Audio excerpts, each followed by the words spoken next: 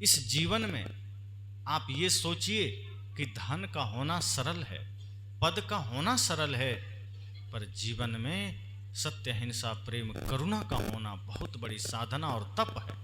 ये जिसके जीवन में है, समझना वो जगत में आकर अपना कल्याण कर लिया। साहब यहाँ पर बड़ी गंभीरता से कहते हैं कि दर्द न जान हो पीर कहाबहो, और बैता पढ़ पढ़ी जग भरमाबहो। साहब कहते हैं, ए काजी साहब, ए मौलवी साहब, तुम लोग खुदा के नाम पर आज तक बहुत पाप किए हो, बहुत अधर्म किए हो, बहुत कुकर्म किए हो, पर ध्यान देना, अगर तुम अब भी नहीं सुधरे तो तुम्हें खुद दोजख में जाने से खुदा भी नहीं बचा पाएगा। तुम दूसरों को नरक भेज रहे हो। तुम ये कहते हो कि जो इस्लाम स्वीकार करेगा वही जन्नत में जाएगा, वही स्वर्ग में जाएगा। अरे मौलवी साहब, सच तो यह है कि जितना जघन्य अपराध तुम कर रहे हो, तुम्हारे सिवा कोई नरक में नहीं जाएगा। तुम तो सारे पापियों का सरदार तुम हो, जो गलती पर गलती किए जा रहा है। आगे साहब कहते हैं, बैता पढ़ी पढ़ी जग भरमावे। इसका अर्थ क्या है? साहब ने कहा कि काजी साहब, तुम दर्द को तो नहीं समझा, दूसरे की पीड़ा को नहीं समझा, और कुरान को पढ़ पढ़ करके, खुदा के उपदेश को दूसरों को पढ़ पढ़ करके कि खुदा का आदेश है, इसलिए तुम भी इस्लाम स्वीकार करो। और ये परंपरा सदगुरु कबीर के समय के बहुत पहले से चल रहा है। कुरान के अनुसार वे लोग ये मानते हैं कि दूसरों को इस्लाम कबूल करवाएंगे तो हमको जन्नत मिलेगा। साहब ने कहा कि तुम खुद तो नरकगामी बन रहे हो, तुम खुद तो क्रूर बन रहे हो, और तलवार के बल पर दूसरे को भी इस्लाम कबूल करवा रहे हो। सबको बैता सुना सुना करके, कुरान की आयतें सुना सुना करके, खुदा का आदेश है ऐसा बोल बोल करके, तलवार चला चला करके तुम दूसरों को इस्लाम स्वीकार करवा रहे हो। क्या यही तुम्हारी इंसानियत है? क्या यही खुदा का आदेश है? साहब ने कहा, इंसान बनो, न हिंदू बनना है, न मुसलमान बनना है, तुम्हें इंसान बनना है।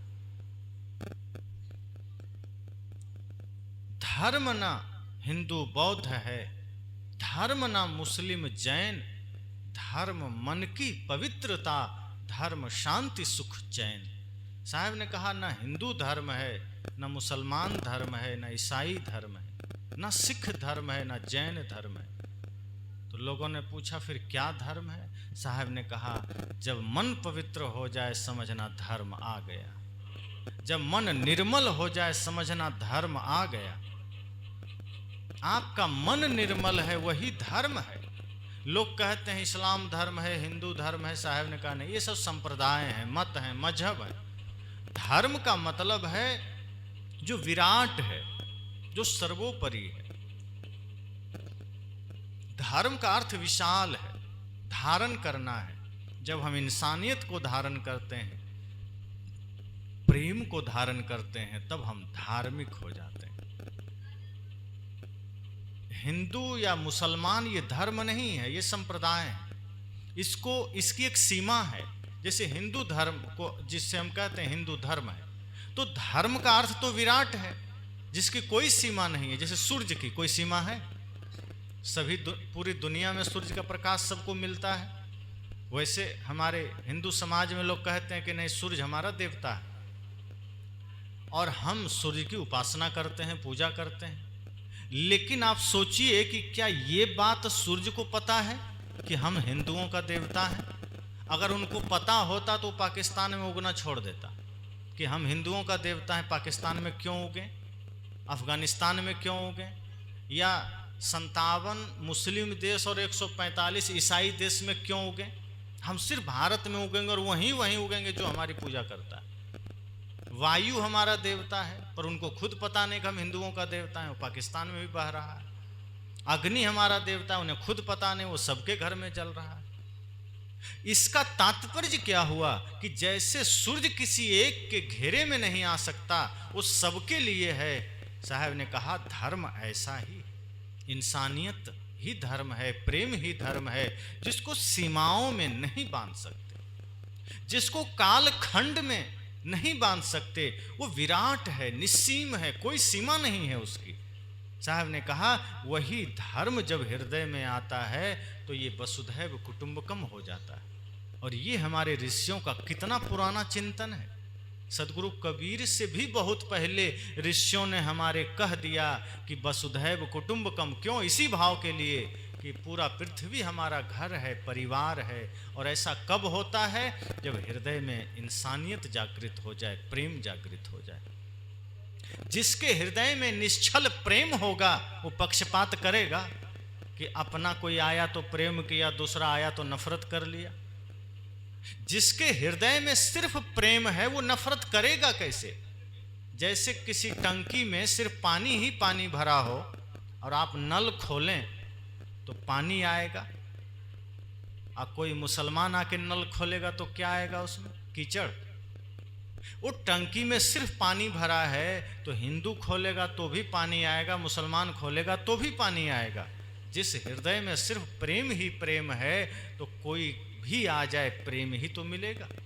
जिसके हृदय में सिर्फ सत्य ही सत्य है, इंसानियत ही इंसानियत है, वो भेद कैसे करेगा? साहब ने कहा है काजी तुम दूसरों पर छुरी चलाते हो और खुदा के लिए तुम वंदना करते हो, इबादत करते हो। इस हृदय में इसका मतलब सच्चा धर्म नहीं है।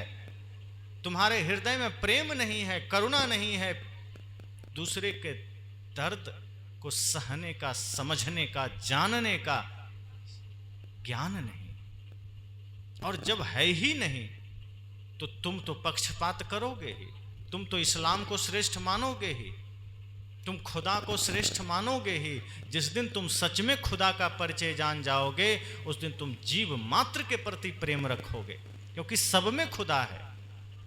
इसलिए आपने गीत सुना है, इंसाफ की डगर पे बच्चों दिखाओ चल के, ये देश है तुम्हारा, नेता तुम ही हो कल के। इसी में एक पंक्ति आई है, अपने हो या पराए सबके लिए हो न्याय, देखो कदम तुम्हारा हरगिज न डगमगाए। रास्ते बड़े कठिन हैं चलना संभल संभल के, इंसाफ की डगर पे बच्चों दिखाओ चल के। कभी क्या कहते हैं कि अपने हो या पराए सबके लिए हो न्याय। कहा अगर तुम देश या समाज का नेतृत्व करना चाहते हो, तुम समाज में सेवा करना चाहते हो, तो सबसे पहला भाव अपना हो या पराया सबके लिए न्याय का भाव रखना। अपना पराया को लेकर मत जाना, ये सोचना कि सब हमारे हैं। इसलिए साहब ने कहा कि दर्द न जानहु पीर कहावहु, बहता पढ़े पढ़े जग भरमावो। तुम्हारे हृदय में दया नहीं है, प्रेम नहीं है, करुणा नहीं है, और तुम दूसरों को मुसलमान बना रहे हो, तुम दूसरों को ज्ञान दे रहे हो, उपदेश दे रहे हो, दूसरों को भ्रम में डाल रहे हो। अपने हृदय के पहले गंदगी को तो दूर कर लो, अपने हृदय के विकार को तो दूर कर लो। ये मनुष्य शरीर बड़ा क्षणभंगुर है। ये जो हमारा आपका शरीर है ये अस्थाई नहीं है, शाश्वत नहीं है, आज है कल नहीं रहेगा। सोचिए हम कर क्या रहे हैं? किसी से ईर्ष्या कर रहे हैं, किसी से नफरत कर रहे हैं, कोई बढ़िया घर बनाया उससे जल रहे हैं। साहब ने कहा नहीं, अच्छे को देख करके मन में खुशी लाओ, और जिसके जीवन में पीड़ा है उसकी पीड़ा को दूर करने की चेष्टा करो। किसी के जीवन में कष्ट है, उसका कष्ट निवारण करने का संकल्प लो। और यदि भोजन करने बैठ रहे हो तो एक बार पता कर लो द्वार पर कोई भूखा तो नहीं आ गया, और यदि आ गया तो अपना कौर लेने से पहले उसे थोड़ा भोजन दे देना। यही तुम्हारी पूजा होगी, यही तुम्हारा इबादत होगा। साहब ने कहा इसलिए एक पीर साहब, तुम पीर तो बनते हो लेकिन तुम्हारे हृदय में खुद करुणा नहीं है, तुम दूसरों की पीड़ा को समझते नहीं। सदगुरु कबीर अपने इसी प्रेम का परिचय देते हैं कि जगत हमारा घर है, परिवार है, किससे बैर करना, किससे विरोध करना। किसी से बैर नहीं, किसी से विरोध नहीं, सबसे हिलमिल चालिए। तुलसी या संसार में भांति भांति के लोग, सबसे हिलमिल चालिए नदी नाव संजो। अलग अलग प्रवृत्ति, अलग अलग मन, अलग अलग विचार के लोग हैं, तो क्या सबसे झगड़ा करेंगे? साहब ने कहा, गोस्वामी जी ने कहा कि नहीं, झगड़ा नहीं करना है, सबसे हिलमिल कर चलिए। ये तो जीवन नदी नाव का संयोग मात्र है। कब किसको कहाँ बिछुड़ना हो जाए, कब किससे कहाँ किसका विराम हो जाए, कौन जानता है? क्यों उत्पात मचाना, क्यों नफरत फैलाना? इसलिए साहब आगे कहते हैं, कहें कबीर एक सैयद बुहावे, आप सरीखा जग को बुलावे। साहब ने कहा कि जो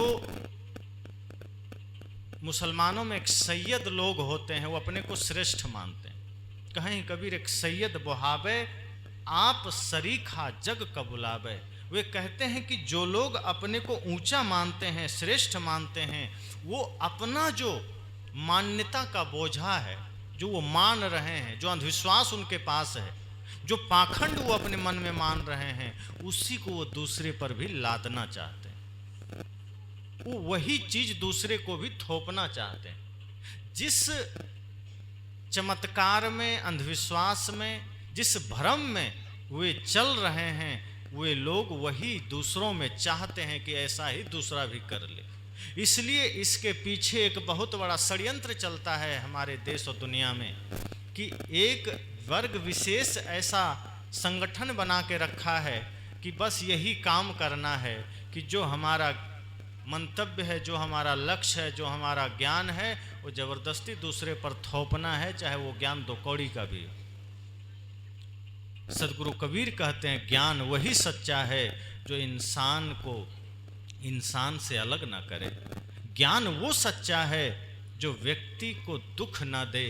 ज्ञान वो सच्चा है जो समस्त सृष्टि को प्रेम के सूत्र में बांधे। ज्ञान वो सच्चा है जिस ज्ञान को सुनकर आपको एक दूसरे में परमात्मा का दर्शन होने लगे। अभी तो पति को पत्नी में कई लोग शिकायत करते हैं, क्या कहें महाराज, हमारी पत्नी तो चुड़ैल है। और पत्नी कहती है, क्या कहें, पति तो हमारा एक नंबर का निकम्मा आवारा है। अब सोचिए एक दूसरे में वो क्या दर्शन कर रहे हैं। साहब कहते हैं, आप पत्नी में देवी का दर्शन करो, भगवती का दर्शन करो, और पत्नी को कहते हैं पति में भगवान का दर्शन करो, परमेश्वर का दर्शन करो। पर एक दूसरे में वो क्या दर्शन कर रहे हैं? तो जब आपके भीतर ही खुद वही प्रवृत्ति भरी है, जब आपके भीतर ही वही कचरा भरा है, तो आप दूसरे पर वो कचरा थोपना क्यों चाहते हैं? जब आपके पास वही मान्यता का बोझा है, वो भ्रम का बोझा है, तो आप दूसरे पर लाद करके फिर उसको भी उसी रास्ते में ले जाना चाहते हैं। साहब ने कहा, कहें कबीर एक सैयद बुहावे, आप सरीखा जग का बुलावे। ये सैयद लोग, बुहावे मतलब लादना, जबरदस्ती उस पर थोपना। ये सैयद लोग अपनी बात दूसरे पर थोपते हैं जबरदस्ती का। और आप सरीखा जग कबूलावे, जैसा आप हैं वैसा ही दूसरों से कबूल करवाते हैं। जो आप कर रहे हैं, जैसा अपना नरकगामी हो रहे हैं, वही दूसरों को करवाते हैं। जैसे हत्या करवा रहे हैं तो दूसरों से हत्या करवाते हैं। अपना पाप कर रहे हैं, दूसरों को भी पाप के मार्ग में लगवाते हैं। जिसके जीवन में सत्य है, करुणा है, वही तो करुणा का ज्ञान देगा। भगवान बुद्ध के जीवन में करुणा थी, प्रेम था, तो अंगुली माल जैसे भयंकर डाकू को भी उन्होंने करुणा का ही ज्ञान दिया।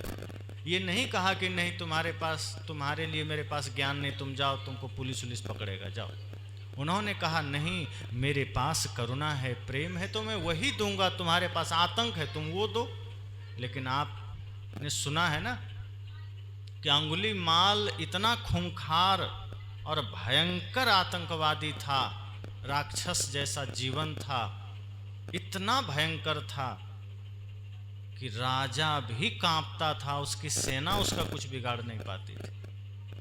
सैनिक भी जंगल होके जाने में डरते थे। उस भयंकर आतताई अंगुलीमाल का आतंक भी भगवान बुद्ध की करुणा के सामने धाराशायी हो गया। सोचिए, बुद्ध की वो करुणा, वो प्रेम भरी दृष्टि, वो आंखों की सौम्यता अंगुलीमाल के ऊपर पड़ी, अंगुलीमाल का भयंकर क्रूरता भी शांत हो गई।